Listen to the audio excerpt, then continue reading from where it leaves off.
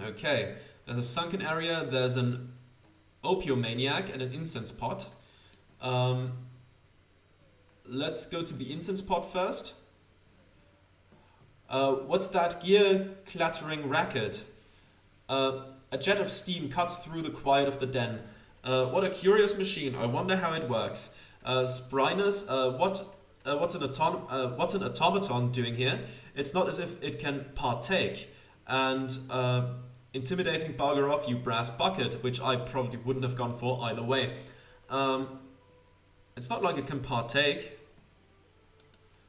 If Minotaurs are welcome, then why not Tin Willies? Sorry there, didn't mean to startle you. Off it goes, heading for the private section. Masked Stranger task updated. And where'd that Masked Stranger get off to? Oh yeah, he's not behind me. Interesting. Let's actually go to the incense pot this time around. Sticks of heady incense waft in the air, always burning, no matter the flow of customers. The opium maniac.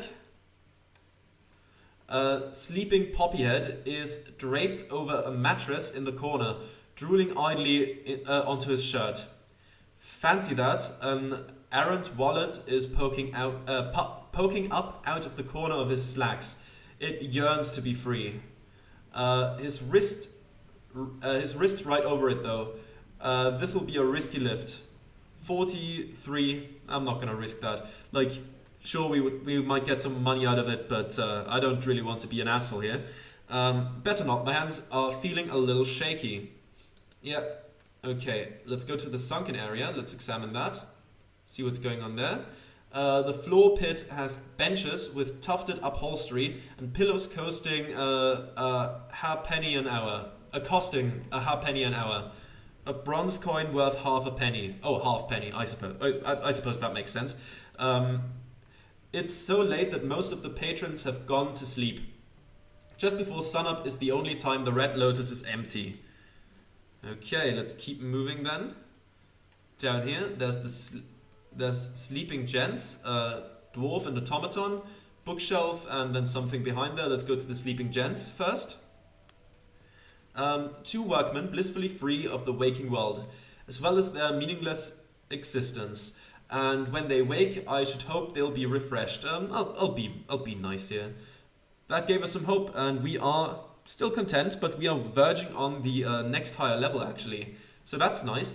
There we go. Then we have bookshelves over here. Let's see then. A sturdy yet musty old bookshelf. The spines show such titles as Arcane Magic on the Eastern Edge of Ruin, Opium Through the Ages, and parlor games Love in the Dreamtime. Okay, good to know. Dwarf and automaton, let's talk to those. See what they're up to. The dwarf. Evening, stranger. The dwarf has a warm and amiable look with a set of crystal blue eyes, sharply intelligent, and a rad mustache that is so full it could crawl off his face and build a cocoon. His beard is elegantly braided in the common style. I finger the brass rings in my own goatee, which is coarse and stringy by comparison. How do you do? It's just fine. Some kind of inventor, are you? Animal instinct? Hard to say. Once I've had a fix, I'll be more clear-headed. Just fine. Name's Theodore Redgrave, the Brotherhood of Boffins, but call me Teddy. Most people do. Okay, Teddy. Boffins, technical experts, often of a skill considered to be complex, arcane, and difficult. Arcane, huh? Boffins, eh? Your automaton, has it got a name? You invent things, gadgets and the like. That rickety gizmo just about scared me witless. You look like the tinkering type. If I had a little scrap, would you be interested? Ah, interesting. Boffins, eh? Oh yes, the Royal Society funds all kinds of industry research nowadays. There's a brotherhood for every branch of science. But I'm with the DA, Division for Automatons. Your automaton, has it got a name? This here's Otto. Perfectly friendly. He is, if a little odd. Silly given names to a machine, you ask me. Stands to reason. Thought, who among us isn't a little odd? Though, who among us isn't a little odd? Struth, if I've heard it. What can I call you, sir? Atticus Daly. Teddy pats the automaton with his fat paw. Mr. Daly from the both of us, it's a pleasure. Otto's gonna need some tweaks before the brawls, but we'll have him fit as a fiddle by then. Otto's a brawler, eh? Brawls? You mean the pit fights? Let's ask about the pit fights. Aye, the werewolf pit to be precise. See, I'm a hunter of fell beasts and monsters. After the pit fights, those outlaws are all tatterdemalion.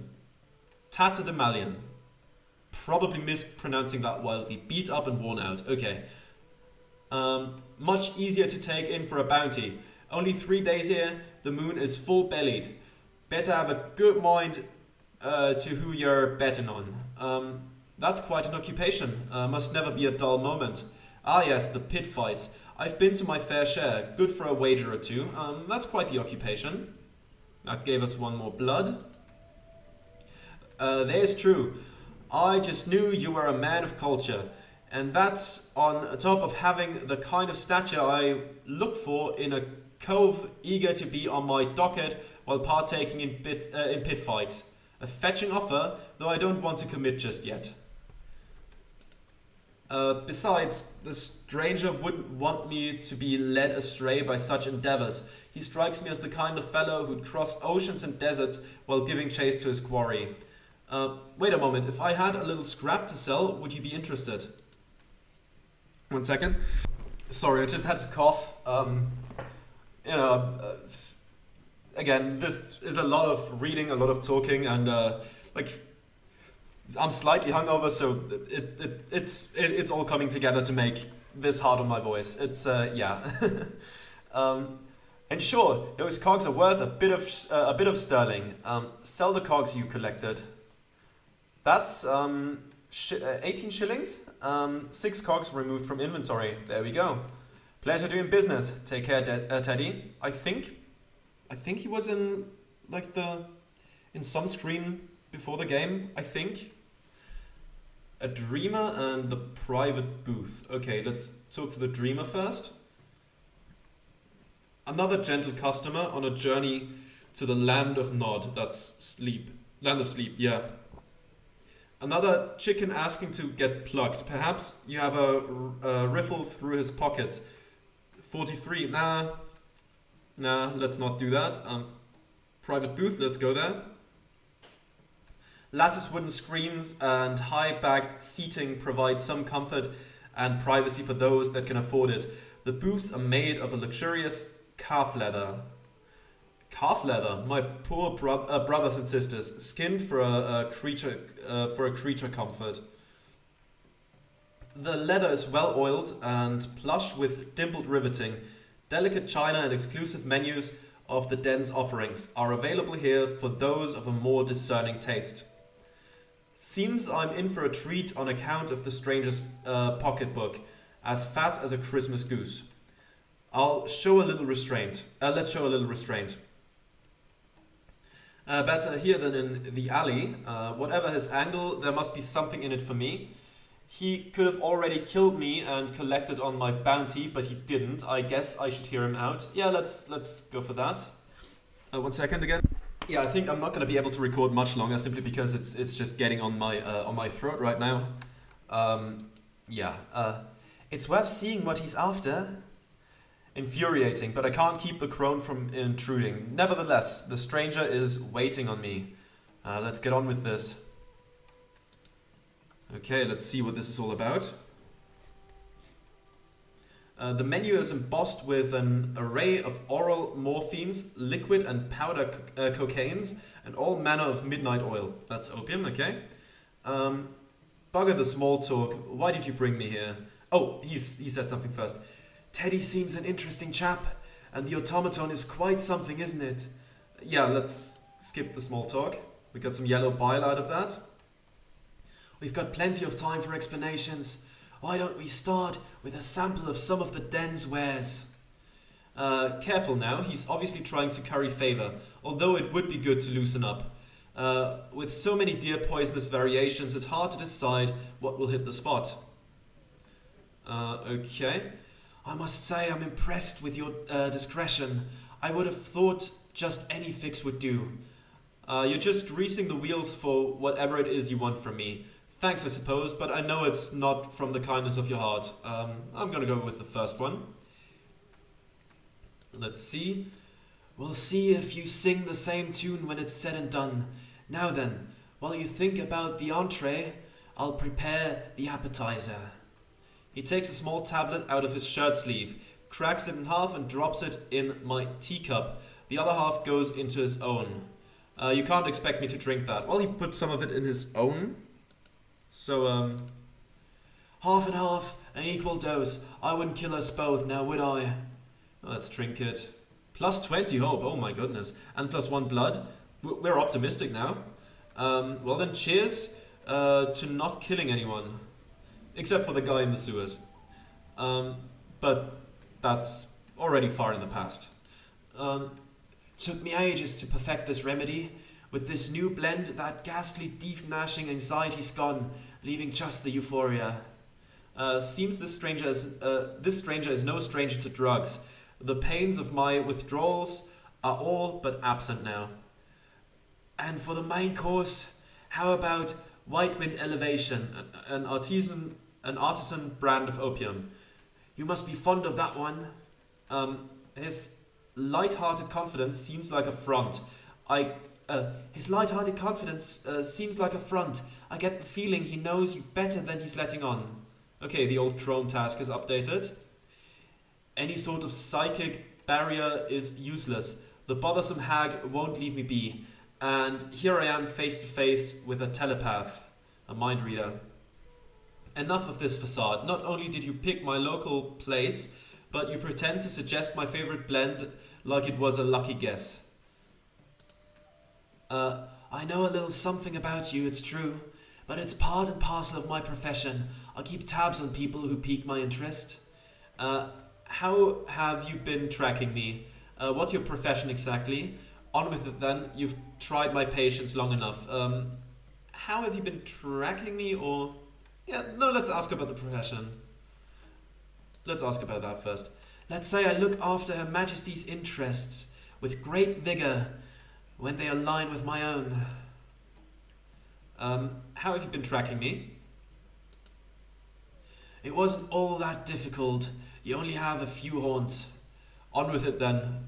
You've tried my patience long enough. Very well. I already know all your life as a roughneck and a panhandling mage. But what about before that?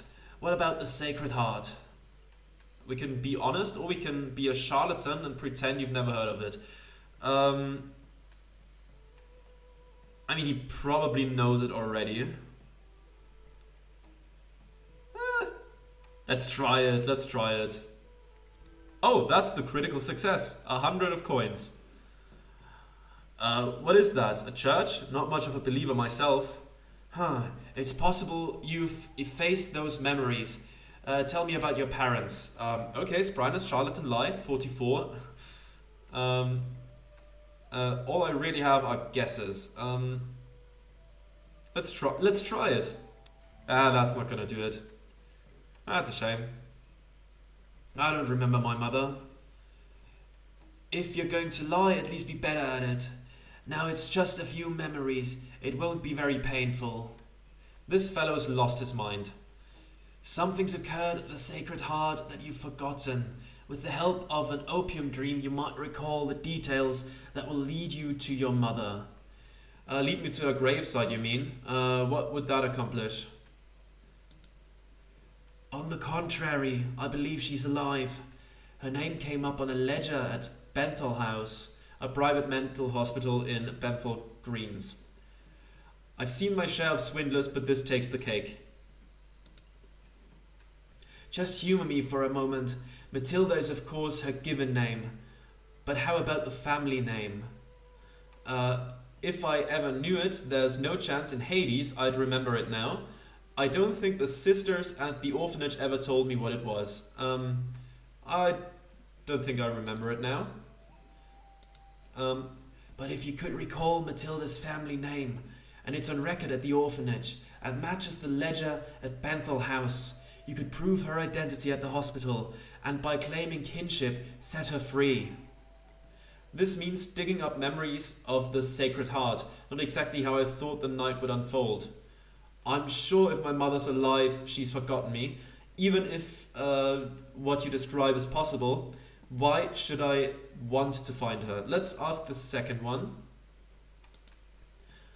That's up to your discretion, of course, and I cannot share my own motivation for the truth. He's dreadfully opaque, isn't he? I cannot force your hand, but unless you can think back to those troubling times, then you won't be worth more than the price on your head. A bounty, I'm assuming you'd be happy to collect? That's right, albeit less desirable. It's another way to ensure that I won't have wasted my time. He's offering me a chance to live, but only if I can draw up those memories. So, what'll it be? The dream dose and a voyage between the banks of memory, or the death dose and the end of all your days? Well, we're weary or worse, take the death dose. Oh, that's yeah, okay. Let's not do that. I mean, even if we could. Let's take the dream dose. Though we get a plus 20 from taking the first dose. Maybe if we reject the T. I suppose then we could stoop that low. Okay, let's take the dream dose. And see where that takes us. Alright, you take the stranger's offer, eager to lose touch with harsh reality, and for a chance to recall everything that could lead to your mother's whereabouts.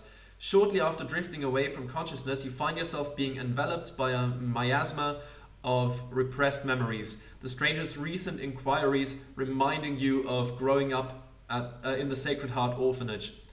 Auntie Emma's warm embrace suddenly morphs into a chilly restraint as remembrance of dooryard scuffles with bellicose orphans resurfaces. It's as if life's refusing to allow you to seek refuge from tangible hardships, no matter how potent your drug of choice for escapism is. Every time wit comes up, my brain just reads it as WTF, and I'm like, I almost read out what the fuck this place, but that's not what it says there, and I should get used to wit popping up there. This place, it's surely a dream, but it's also all too familiar. You must find out what the stranger is seeking in your memories. Okay, let's take a look at the tasks. I am going to untrack them, I think, because I'm gonna have to take screen caps for thumbnails and they might be in the way. Let's keep going then. And see where that takes us. A fountain with a statue. Anything else around? I assume not. Yeah, this is probably quite linear in the dream sequence. Oh, Sister Heloise? I have no clue how to pronounce her. The courtyard is nothing but hard-packed sand and scruffy grass. Heloise watches over the children at play. By this time, you're big enough to give as good as you got, and the ones who wouldn't fight you insulted you with abandon. I know what that means. I don't know why I checked. I had to hold my own, and I thought if I ran away, I could make it on the streets. Atticus, you'll be 12 years old in a week's time. There's something I need to tell you. What's the difference? I'm getting out of here as soon as I can. Now, Atticus, let's hear what she has to say. It's about your mother. I should have told you sooner, but I didn't know how. I'm sorry, Atticus. I wish I'd been more brave. At least you're telling me now before I quit this place. The day you arrived, there was a ring wrapped up in your blankets. You're old enough to have it now, and your mother left this too. Heloise hands me an old piece of Heloise, maybe? Heloise sounds more like a name.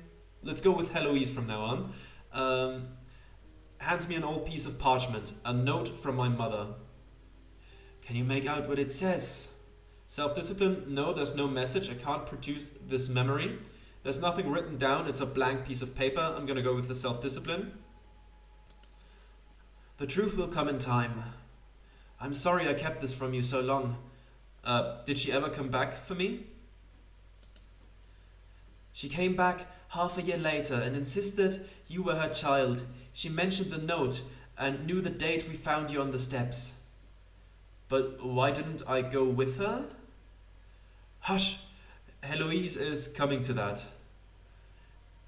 As your mother signed in at the registry, a horse and buggy drew up outside, and there was a terrible shout as someone bowled over the sister at the door. When this fellow burst in, your mother went stiff as a corpse. Could it have been my father? I don't know who he was, but he struck a panic in my heart. There was malice in every step, a twitching, insidious man. He took your mother and she never returned. I forgot about this day for a good reason. Perhaps you were too young to hear the tale. Hearing this from Heloise heartened me at the time, but it still didn't change the fact that I couldn't stand the Sacred Heart. After I fled the orphanage, I did search for my mother until I decided there was nothing I could do. Perhaps not then, but this is now. Let's take a look at the statue. The open arms of the angel were purely symbolic. I never had a home in this dreadful place. In truth, I spent most of my time traveling through fantasies looking for a place to call my own. Never did I find it though. Okay. Can we continue on through here? We can. Okay, what's in here? Sister Heloise is here again. I'll take a look at the chalkboard first. The bits of colored chalk were the most sought after. It's too bad they were so often wasted on crude drawings. And now Heloise. I see you recovered from your latest round of fisticuffs. Anything to say for yourself?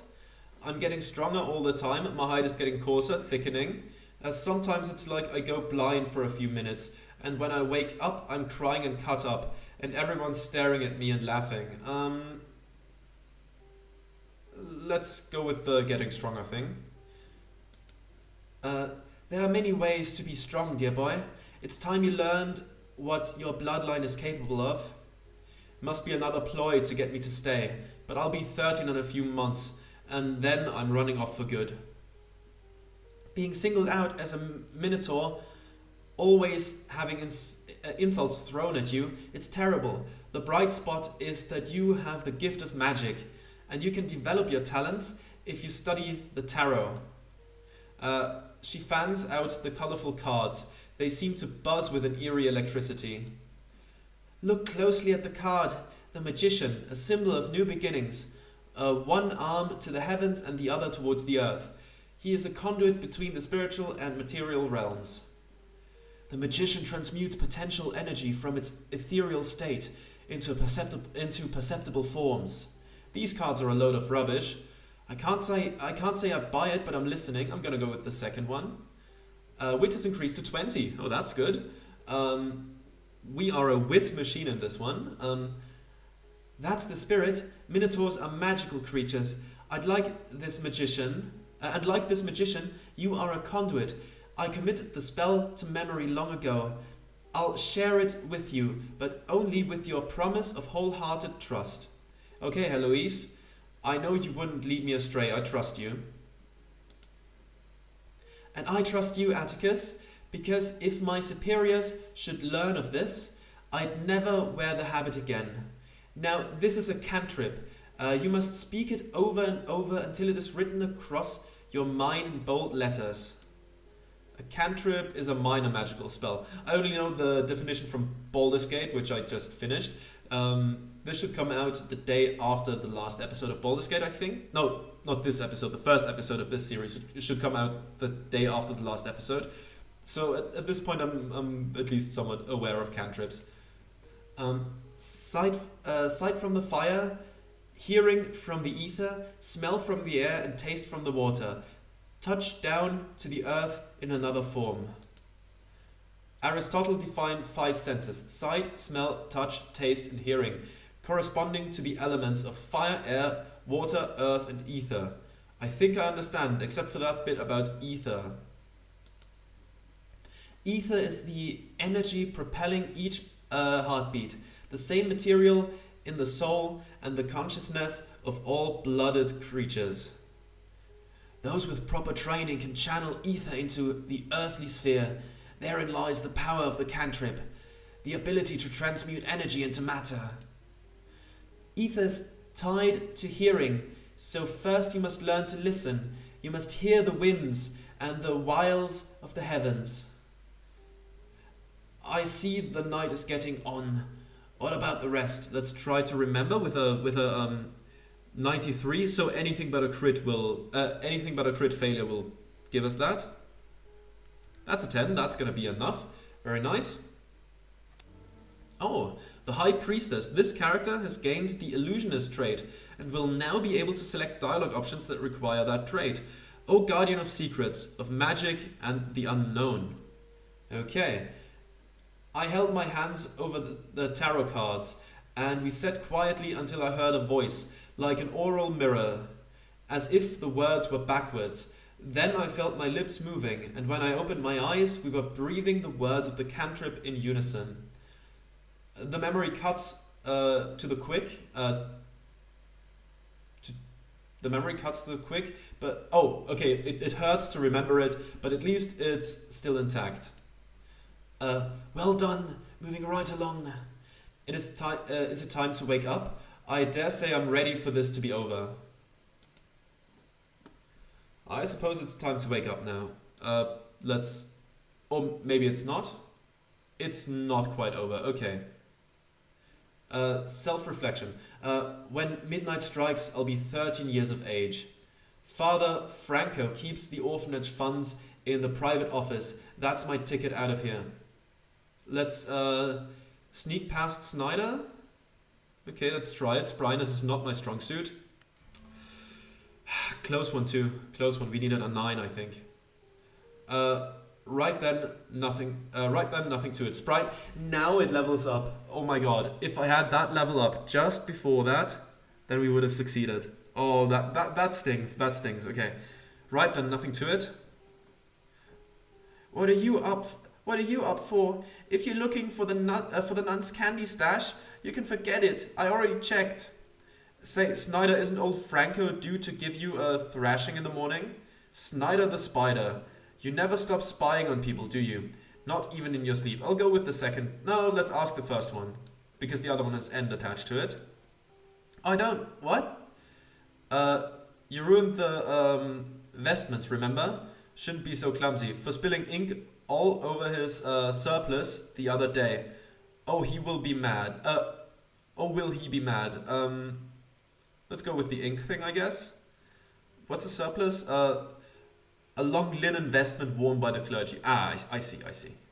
I'm not that, not that religiously inclined, so there's some stuff that I just don't really know much about. You saw that? I'm so tired from scrubbing flagstones.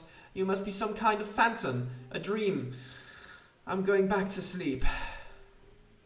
Okay, go to bed then. Oh, peonies. Let's take a look at that first. These purple darlings brighten up the dreary place, picked fresh from the schoolyard by Leo. Teddy bear? A teddy bear with a missing eye and matted mohair fur. Fabric made from the hair of the Angora goat, typically mixed with wool. It suffered the pitfalls of a rough life in the orphanage, just like the rest of us. And a footlocker, let's take a look. This was my bed, right next to Snyder. And here in the footlocker I kept a few trinkets. Worthless, a lot of them. Okay, let's keep going. See where that takes us. There's a lockbox. Let's break it open. There's enough here to get me started on my own. Pay dirt. I'll put 100 leagues between me and the Sacred Heart. What was that? Sounded like it came from the hallway. The house is roused. I'd better make my exit. Someone's coming. My only way out is through that window. 20-foot drop from the second story, but I'd rather a twisted ankle than a date with the willow switch. Oh, that's getting beaten with like a bunch of willow vines, twigs, something like that. That would be bad. I'll go with wit here. There is a voice in the corridor. Then a pale shape that emerges from the shadows. Stealing this money, it hurt the Sacred Heart. We fell behind. We skipped over holidays and knitted clothes for the children. This memory's been twisted by the guilt you felt from it, taking a new shape to prevent this sort of behavior again. Who cares? It was ages ago, and I'll behave however I damn well please. I'm sorry, Heloise, but I had no other choice. I needed this money. How else would I have made it on my own? I'm gonna go with the I'm sorry. Maybe that will bring some internal closure.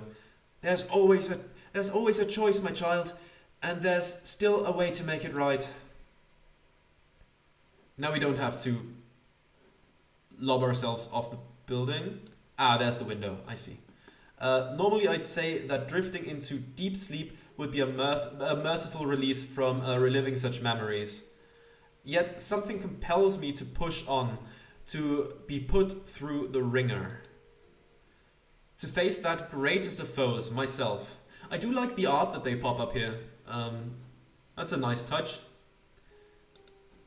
Okay, I assume we're gonna wake up now.